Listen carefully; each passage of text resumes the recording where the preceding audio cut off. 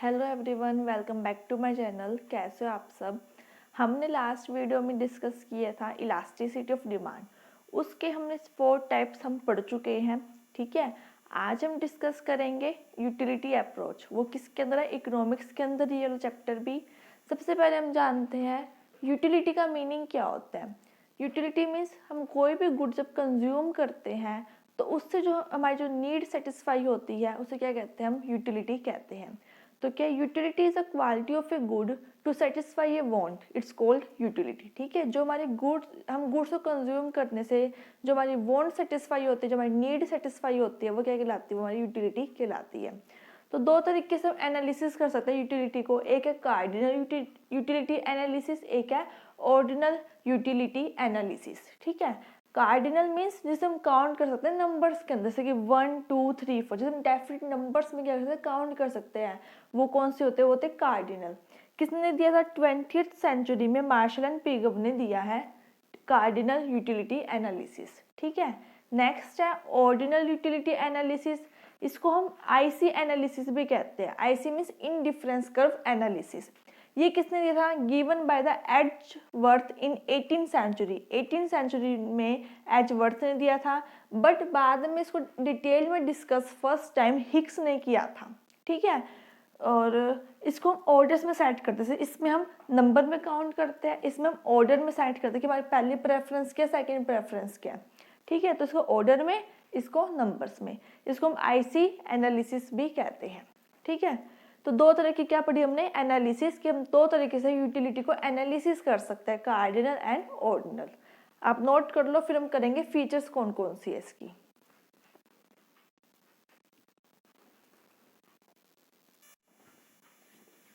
I hope आपने note कर लिया होगा। 2 टाइप्स की होती है यूटिलिटी एनालिसिस। ठीक है, अब हम पढ़ेंगे इसकी फीचर्स क्या क्या होती है।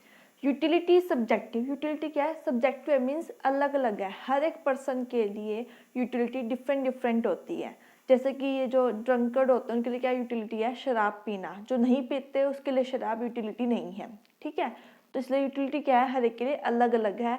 जो पर्सन जो चीज़ कंज्यूम करता है उसके लिए वो चीज़ की यूटिलिटी है, और जो वो पर्सन उस चीज़ को कंज्यूम नहीं करता उस बंदे के लिए वो यूटिलिटी नहीं है। नेक्स्ट है यूटिलिटी से रिलेटिव। यूटिलिटी कभी भी सेम नहीं रहती, वो हमेशा चेंज होती रहती है। जैसे कि कूलर की कब होती है हमें नीड? हमें समर में होती है। ठीक है, इन विंटर सीजन में हमें कूलर की नीड नहीं होती। तो वो क्या है? रिलेटिव है कि सेम नहीं रहती, चेंज होती रहेगी जो हमारी यूटिलिटी है। Utility is not essential useful. जरूरी नहीं जो हमें यूटिलिटी मिल रही है वो हमेशा यूजफुल ही हो। जैसे कि वो शराब पीना है, सिगरेट पीना है, ये क्या ये हमारे लिए यूजफुल है? क्या हमारे हेल्थ के लिए ये सही है? सही नहीं है। जो जो पीता है उसके लिए क्या है? वो यूटिलिटी, चाहे उसके लिए वो यूजफुल हो चाहे ना हो। ठीक है, तो ये utility is not essential useful. इसलिए हम कहते हैं जो यूटिलिटी है वो जरूरी नहीं कि हमें यूजफुल हो।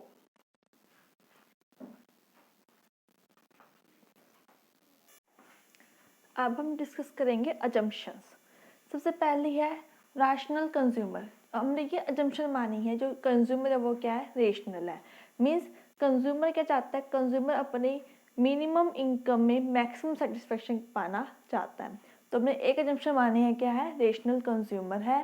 सेकंड वन है कार्डिनल यूटिलिटी। हमने भी डिस्कस किया था यूटिलिटी को हम काउंट कर सकते हैं, डेफिनेट नंबर्स में हम काउंट कर सकते हैं, जैसे 1 2 3 4। तो एक अजम्पशन हमने ये मानी है यूटिलिटी को हम क्या कर सकते हैं? काउंट कर सकते हैं। थर्ड वन है इंडिपेंडेंट यूटिलिटी। मीन्स एक यूटिलिटी का दूसरी यूटिलिटी पे कोई भी इफेक्ट नहीं पड़ेगा, सारी क्या है? अपने आप में इंडिपेंडेंट है। ठीक है, नेक्स्ट वन है marginal utility of money is constant. ये हमारा जो मार्जिनल यूटिलिटी है वो क्या रहेगी? मनी के रूप में हमेशा कॉन्स्टेंट रहेगी, उसमें कोई भी चेंजेस नहीं आएंगे। फिफ्थ वन है डिविजिबिलिटी। क्या है? इसमें गुड्स क्या है? डिवाइड है। मीन हम एग्जैक्टली हम डिवाइड कर सकते हैं हर एक कंज्यूमर में गुड्स को।